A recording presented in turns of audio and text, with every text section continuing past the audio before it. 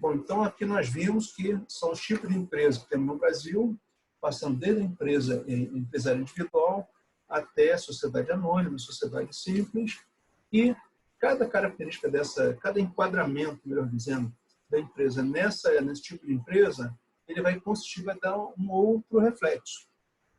Porte dos diferentes tipos de empresa. Então, podemos avaliar pelo faturamento ou pelo volume de empregos gerados por essas empresas.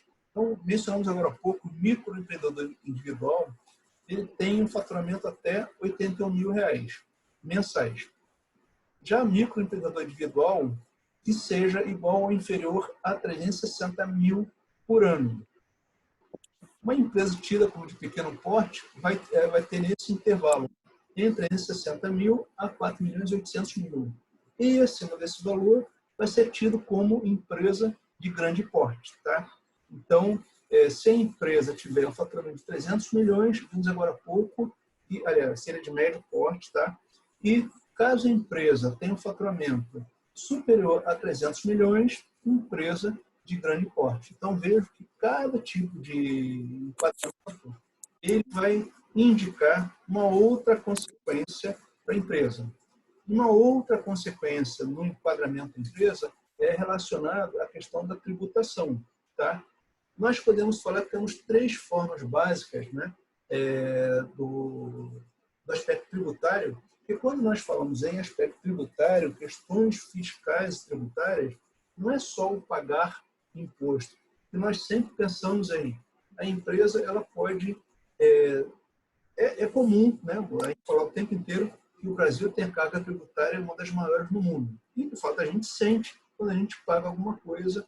E essa é uma coisa que nós pagamos, é muito caro. É muito caro em função da alta carga tributária. E temos duas possibilidades de reduzir a carga tributária. Uma de forma legal, pela evasão fiscal, a gente vai sonegar a nota fiscal, vamos sonegar o imposto, vamos sonegar, dizer que não vendemos, quando na verdade vendemos mais do que vendemos, compramos produtos sem nota fiscal. Então, tem uma série de situações que a empresa pode pagar menos tributo. Então, pela sonegação fiscal. E a outra possibilidade de pagar menos tributo é pela elisão fiscal. Na elisão fiscal, a empresa ela acaba pagando menos tributo de forma legal, dentro da lei. Então, a empresa ela pode fazer um planejamento fiscal e tributário de forma que ela pague menos imposto. Então, dentro da lei, não é nada ilegal nem imoral, a empresa pode simplesmente fazer um planejamento tributário. Nesse planejamento, se nós vimos anteriormente que o imposto é uma despesa que a empresa tem que vai incidir sobre a sua atividade, quanto maior o imposto incidente, mais ela vai pagar, pode impactar um volume menor de vendas, ou seja, o cliente vai querer comprar menos porque o preço está mais caro e esse dinheiro vai sair do caixa da empresa, ela vai ter que pagar, então vai envolver uma série de aspectos. E se ela paga mais imposto, esse valor não fica com a empresa, vai para o governo. E hoje nós estamos vivenciando uma situação que nenhum de nós poderia imaginar nunca viver, né? Essa questão da Covid-19, na qual o governo ele tem que, não só o governo do Brasil, no mundo inteiro, estamos vendo que ele se vê obrigado a gastar recursos para financiar algumas atividades ou mesmo financiar aqueles trabalhadores que estão impedidos de trabalhar em função do confinamento social. Então, todo recurso que a gente paga, embora sempre tenha desvios, então, mau uso, mas eu costumo pensar da melhor forma possível, porque da forma errada tem quem cuide disso aí, ainda que demore um pouco, então a gente sabe que isso demora um pouco. Mas, então o imposto ele é importante para o governo financiar a atividade, sempre voltado ao interesse público, para o que for melhor para nós, população. E a empresa ela pode reduzir a sua carga tributária, porque presume-se que quando ela tiver menos tributo a pagar, ela consegue gastar melhor, consegue contratar mais, o preço do produto pode ficar menos e pode incentivar o consumo daquele produto. Então, quando a empresa paga menos imposto, também há um ganho, porque mais pessoas estarão trabalhando, mais pessoas estarão comprando, consumindo, e quanto maior o consumo, mais emprego é gerado, então é um ciclo que vai acontecendo. Tá? Então, mas ainda assim a empresa ela pode ter a forma legal de reduzir a carga tributária pela simples maneira, pelo simples enquadramento que ela tiver. Tá? E ela pode se enquadrar dentro do simples, tá? Nós vimos agora há pouco, que ela tem um valor mensal a ser observado para que ela possa ser enquadrada como empresa optante do simples, na qual a carga tributária dela é um valor fixo que ela vai pagar, incluindo vários desses tributos que nós estamos vendo aqui. Tá? Então, é uma forma simplificada na qual a empresa ela paga um valor bem inferior de tributos para que ela esteja enquadrada naquela atividade. Tá? Então, se a empresa tem o seu faturamento até aquele montante de 4.800 por ano, ela pode se enquadrar no simples, é interessante para a empresa. Tá? Uma outra possibilidade é o lucro real. O lucro real é o próprio nome está dizendo, o lucro que realmente a empresa teve. Tá? Como característica principal do lucro real é aquele que ele é obtido quando a empresa tem lucro. Nós vimos a apuração de lucro recentemente. Pegamos toda a receita, toda a despesa, e o que sobrar é lucro. Sobre o lucro, a empresa paga tributo. E quando a empresa não teve lucro, se ela tem prejuízo, ela não paga lucro, não paga tributo sobre o prejuízo. Ela paga lucro, paga tributo somente quando oferir lucro no período observado. Repetindo, então, o lucro ele é um confronto entre receita e despesa que a gente apurou lá na DRE. Tá? Lá no finalzinho, nós vimos recentemente, quando a empresa apontou que teve resultado positivo, lucro, dele ensejou a contribuição de imposto de renda e outras contribuições incidentes sobre aquele valor, antes de ser distribuído. Tá? Então, teve lucro, houve incidência de tributo. Não teve lucro, não há que se falar em carga tributária sobre aquele resultado. E temos a outra possibilidade, o lucro presumido. Tá?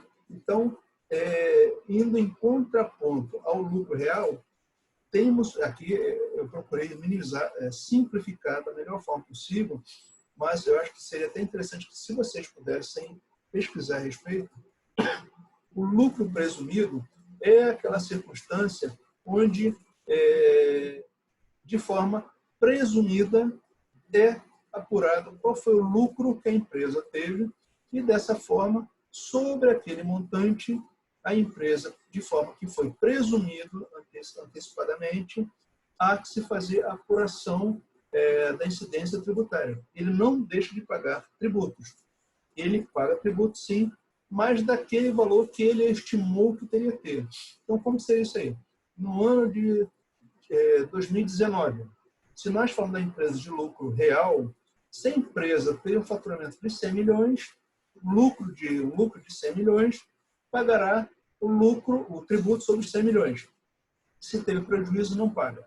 Se nós falamos de uma empresa de lucro presumido, vamos supor que ela tenha dito que ela teria, em média, faturamento 78 milhões, como está o valor aí. Tá? Então, ela teria dito que ela vai ficar, em média, de 78 milhões de faturamento dela. E, então, o tributo vai incidir sobre esse valor de faturamento. Tá? Então, qual é a vantagem ou desvantagem? Se a empresa ela não atingir aquele faturamento, que é um faturamento muito inferior a esse limite, ela vai pagar tributo sobre aquele valor que ela estimou. Então, supondo que o faturamento aqui foi 78 milhões, mas ela faturou, por alguma razão, faturou 30 milhões, ela vai pagar como se tivesse tido faturamento de 78 milhões. Por que razão? Ela estimou que seria aquele valor médio anual que ela teria de faturamento. Uma outra possibilidade, caso a empresa não tenha registros contábeis, não tenha contabilidade, alguma outra situação que possa determinar o valor do lucro que a empresa teve, pode ser imposto à empresa de forma impositiva um lucro presumido. Então, a fiscalização vai presumir que a empresa teve um faturamento em decorrência de algumas situações. Tá? Uma delas seria o total de compras feitas. Como é que eu compro? Apresento uma compra de 100 milhões e digo que só vendi 10 milhões. Tá? Então, algumas características, algumas informações dentro da contabilidade da empresa, ainda que ela não diga, não apresente quanto ela teve de faturamento, ele pode ser presumido por outros sinais que a empresa vai apresentar. Então, o valor que a empresa teve de compra de mercadorias, ele, evidentemente, ninguém compra para não vender. Se você comprou, não tem no seu estoque, presume-se que houve a venda. Tá? Então, o presumido, são alguns sinais que a própria empresa vai dar de que permitirá a aferição do faturamento e, consequentemente, a imposição do valor da carga tributária sobre aquele valor. Tá? Então, lucro real sobre o lucro realmente auferido, e o lucro presumido é um lucro que nós vamos presumir de forma antecipada naquele exercício que será o faturamento da empresa, e sobre aquele valor a empresa vai pagar a sua carga tributária. Gente, tranquilo, lucro real, lucro presumido? Sim. Tranquilo, Sim. tranquilo. É muito mais, o tema é muito interessante, tá? Mas é muito mais informações, não é só isso, tá? Vamos avançar então aqui. Bom, então nós tínhamos visto anteriormente essas informações referentes a essas empresas que são subordinadas à Lei 6.404. Evidentemente que se nós temos alguma empresa que ela não se enquadre nessa sociedade grande porte ou sociedade capital fechado aberto, sociedade anônimas, essas empresas não se obrigam à Lei 6.404. Mas nós temos uma vasta legislação para vai determinar a maneira que a empresa vai ter que agir de forma padronizada. Tá? E a Lei 6.404, ela apresenta essas demonstrações contábeis obrigadas, que são obrigados a esse grupo de empresas aí. Tá? Então, o balanço patrimonial, nós já vimos anteriormente, nós vimos a demonstração do resultado do exercício, temos a demonstração do lucros ou prejuízo acumulado, demonstração de fluxo de caixa e, se a companhia aberta, demonstração do valor adicionado. E as notas explicativas, eu até deixei também ali nessa informação, ela também faz parte das demonstrações contábeis. Vocês tiveram a oportunidade de ler algumas notas explicativas, elas integram a demonstração contábil, na qual, como o próprio nome está dizendo, elas vão explicar algumas informações dentro das demonstrações contábeis, do balanço e por aí vai. Então, balanço patrimonial nós já vimos, demonstração do resultado do exercício nós já vimos, e vamos falar agora dessa variação, porque a demonstração de lucro ou prejuízo acumulado, conforme mencionou lá no início da nossa conversa hoje, lucro ou prejuízo são contas que aparecem como contas do patrimônio líquido. Já vimos anteriormente que se nós falamos de lucro, o lucro acumulado ele só pode estar presente na contabilidade da empresa que não seja de grande porte, não seja SA. Se for uma empresa pequena, essa empresa ela pode ter o lucro acumulado lá no balanço patrimonial. Tá? Agora, se a empresa, a sociedade anônima, ela é obrigada a distribuir esse lucro aos seus acionistas. Então, como defesa dos interesses dos acionistas, a legislação obriga a empresa aquele valor que não for reservado, não for reinvestido na empresa, que seja distribuído de forma compulsória aos acionistas. Tá? Então, por essa demonstração é de extrema relevância, de extrema importância, para que ele possa evidenciar qual foi a mudança ocorrida nesse grupo de contas, de lucro ou prejuízo acumulado. Tá? Então, avancei muito aqui, só um minutinho. Então, nós vimos a DRE. A DRE, ela é uma demonstração que há um confronto objetivo de todas as receitas, de todas as despesas, e, ao final do período, apura-se o resultado líquido, uma vez que já tenha apurado o imposto de renda. Então, aqui já tem a despesa de imposto de renda, tá? E esse lucro líquido aqui, ele vem para o grupo do patrimônio líquido, se for o lucro da empresa SA, esse valor vai ser distribuído entre reinvestido aqui na empresa, ou ficar no grupo de contas do patrimônio líquido, ou distribuído aos seus acionistas, aqui em cima. Então, ele vai ser totalmente diluído na distribuição dos seus acionistas, ou vai ser retido no grupo de contas do patrimônio líquido. Então, por essa razão, na elaboração do balanço patrimonial, é de extrema relevância que nós temos, ao fim de cada termo de exercício, esse documento apurado. Tá?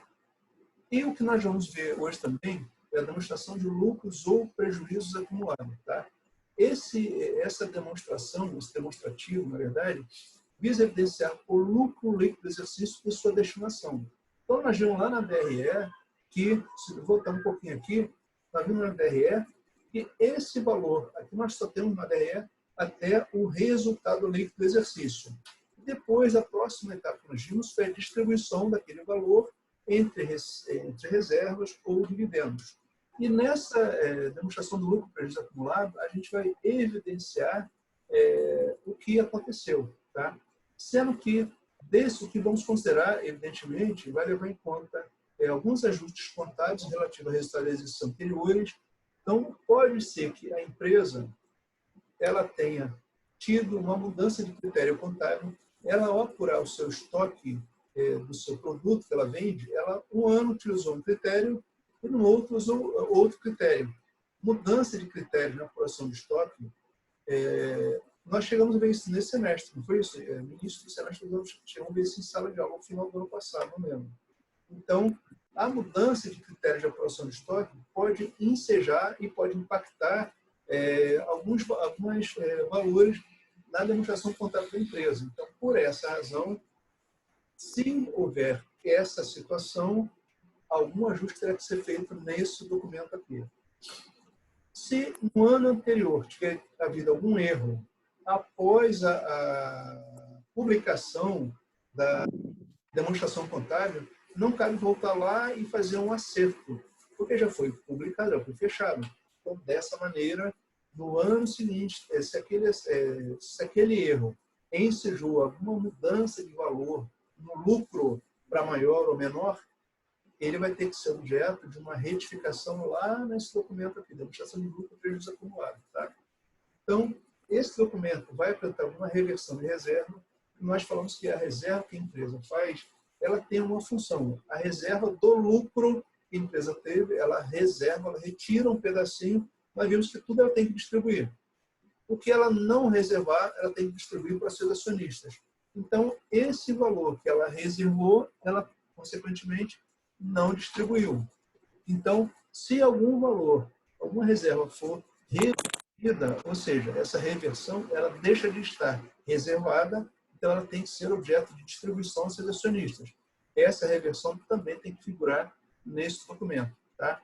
E aqui nós temos a lei, o artigo da lei que determina como fazer essa demonstração. Tá? Então, ele pede saldo inicial, saldo início do período, ajuste de exercícios anteriores, correção monetária do saldo inicial, reversão de reserva, transferência de reserva de dividendo, ou seja, tudo isso aqui. Mas vamos ver aqui um exemplo que vai ficar mais fácil. Tá? Vamos imaginar que a empresa ela tem tido essa situação aqui. Ela começou um determinado exercício, 2015, e tinha um prejuízo de 70 mil. Então, a gente tem que evidenciar que, durante o ano de 2016, tivemos essa situação aqui. Tá? Então, terminou 2015 com 70 mil de prejuízo. Então, a DLPA tem essa forma aqui. Tá? Tem esse formato, um documento com 3 colunas, tem a descrição, exercício atual e exercício anterior. Ele diz que nós temos aqui o ano terminou, 2015, com prejuízo de 70 mil. Vimos que prejuízo é um valor negativo e assim tem que ser demonstrado. Então, vamos partir direto lá para o saldo final, 70 mil negativo. Então, assim terminou o ano de 2015. Tá? E, ao longo de 2016, a empresa teve alguma percepção. Ela verificou que houve ajuste credor de períodos anteriores, ou seja, algum valor que deveria ter sido lançado positivo e que não foi feito. Tá? Então, a gente vai começar o exercício atual transportando aquele saldo negativo do ano anterior. Então, veja que aqui, por hora, só estamos transpondo os valores nas posições adequadas.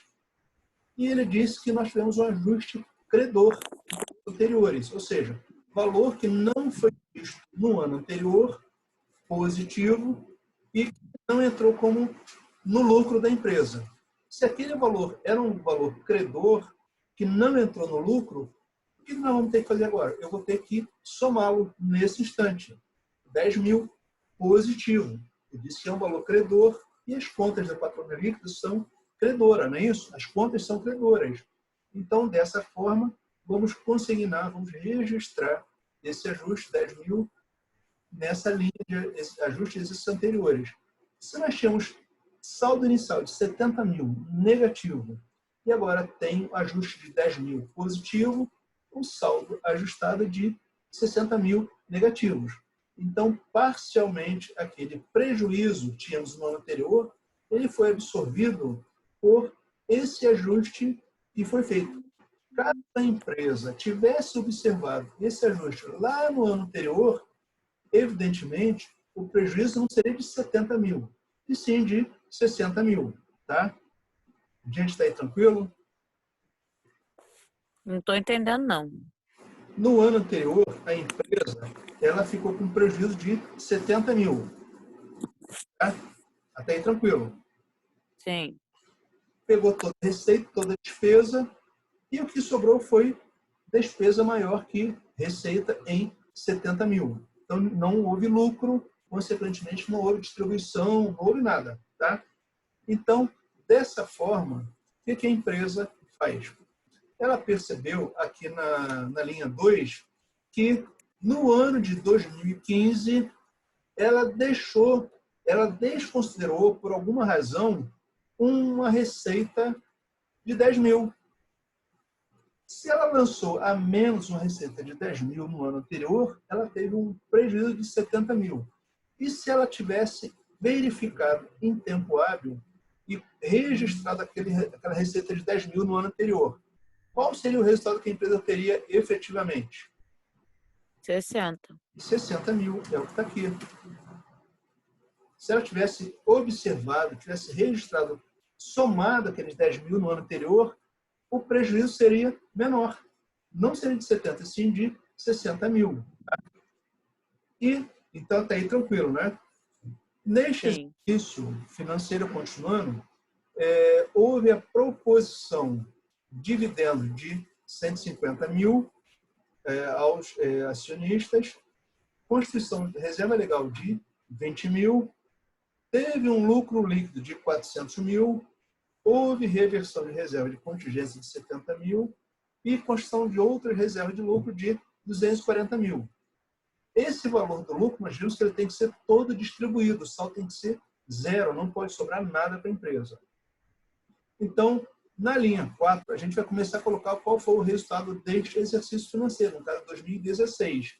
E aqui nós estamos vendo que o resultado foi de 400 mil. Então, vamos registrar 400 mil aqui. Tá? 400 mil, lucro, está dito aqui, então valor positivo. Tá? E ele disse que houve a reversão de reserva de contingência. Tá? Então, se houve a reversão de reserva de contingência, essa reserva ela vai ter uma finalidade na empresa. Tá? Então, esse valor sobre reversão ele pode ser objeto de uma outra destinação. Ele estava guardadinho, paradinho, tá? Para alguma finalidade, e agora houve a reversão. Se houve a reversão, ele voltou a estar disponível para ser distribuído. Tá? Então, dessa forma, nós temos agora 410 mil. se nós somarmos aqueles de 400 mil, somar 470 mil, são valores positivos, 470 mil, tirar aqueles 60 mil negativos, teremos 410 mil reais. Tá? Tá aí tranquilo? Sim. E agora, esse é o nosso valor. Falta 10 minutinhos dessa assunto. Aqui nós temos 410 mil a serem distribuídos. De que forma? Ele disse que reserva legal, nós vamos tirar 20 mil reais. Tá? Então, 20 mil sai para a reserva legal. Ele diz que vai ser incorporado ao capital. Cadê aqui? Esqueci de vincular essa conta aqui. Então, vai ser incorporado ao capital 240 mil. Tá? Outra reserva aqui, 240 mil. Que ele vai sair daqui e vai ser incorporado ao capital. Então, ele não vai ser distribuído. 240 mil deixa de ser distribuído, 20 mil deixa de ser distribuído. Nós vamos pagar, a título de dividendos, 150 mil reais. E aqui temos outro valor que é ser pago. Juros sobre capital próprio, não tinham nenhuma observação aqui. Tá? Então, dessa forma, se nós tínhamos 400 mil de lucro líquido, houve a reversão de 70 mil dessa reserva, então passamos a ter 470 mil, e quando descontamos, deduzimos o saldo do prejuízo, continuaríamos até ainda 410 mil reais. Esse 410 mil foi diluído de que maneira? 20 mil para a reserva legal, 240 mil foi incorporado ao capital e distribuído 150 mil aos seus acionistas. Então, dessa maneira, aqueles 410 mil foi diluído dessa forma. Então, se nós olharmos esse documento aqui, é possível verificarmos como que a empresa tratou o saldo do seu resultado naquele exercício financeiro. Tá? Gente, ficou claro para vocês? Ficou tranquilo? Sim. Vejam, Sim. se nós olharmos essa tabela aqui, nós vamos começar a olhar o que aconteceu durante o período e vamos evidenciar de forma que, no final do exercício financeiro, o saldo aqui seja zero. Por que razão?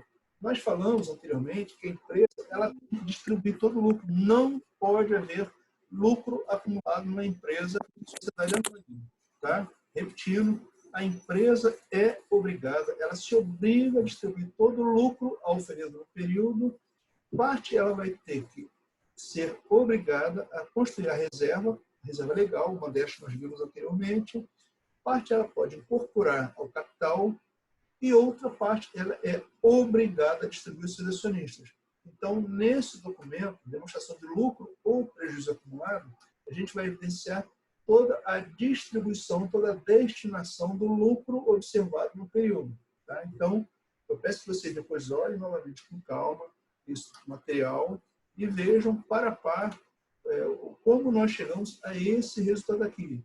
Evidentemente que nós temos mais exercícios que já estão lá na plataforma para vocês poderão praticar com mais calma esse novo tópico. Tá? Podemos avançar, gente?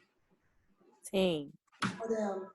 Bom, então nós tínhamos a DLPA, demonstração de lucro ou prejuízo acumulado, e nós temos demonstração de mutação do patrimônio líquido.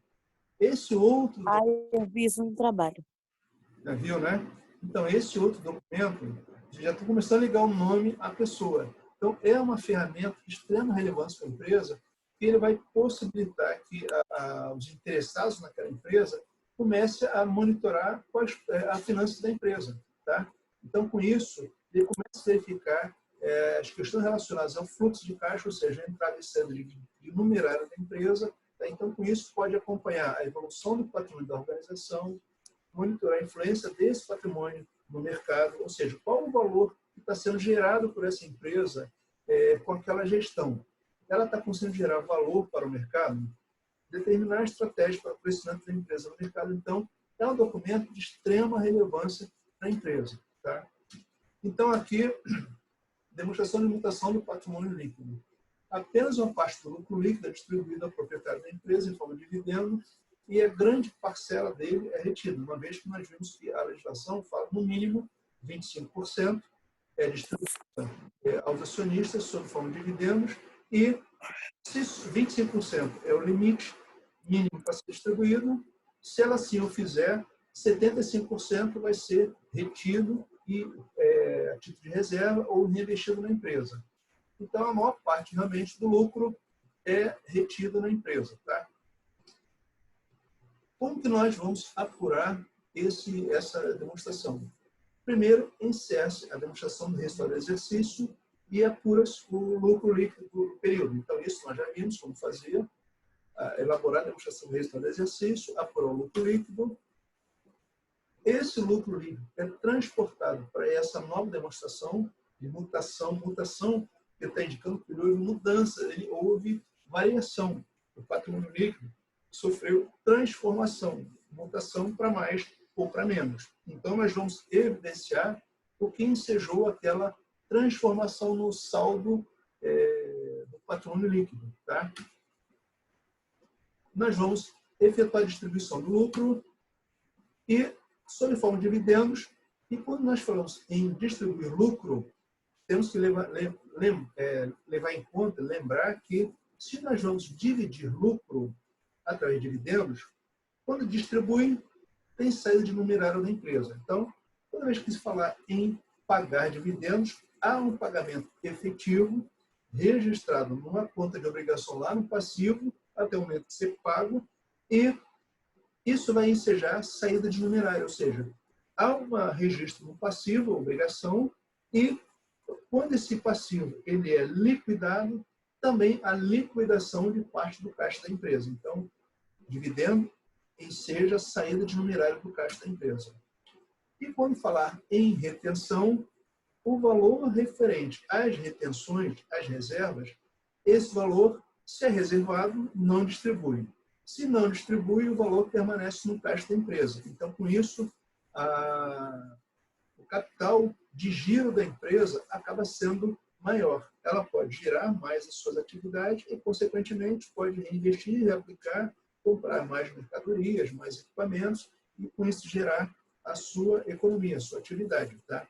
Então, o valor retido permanece no caixa e também no patrimônio líquido, tá? Naquele grupo de contas que nós já vimos. Reservas de lucros e por aí vai. Então, essa mutação no patrimônio líquido, o que se refere? Toda vez que houver aumento do capital social, houve a mutação do patrimônio líquido. Tá? Por que razão? Mutação é mudança, alteração, variação. Então, essa variação do saldo do patrimônio líquido, ele também pode se dar pelo simples aumento do capital social.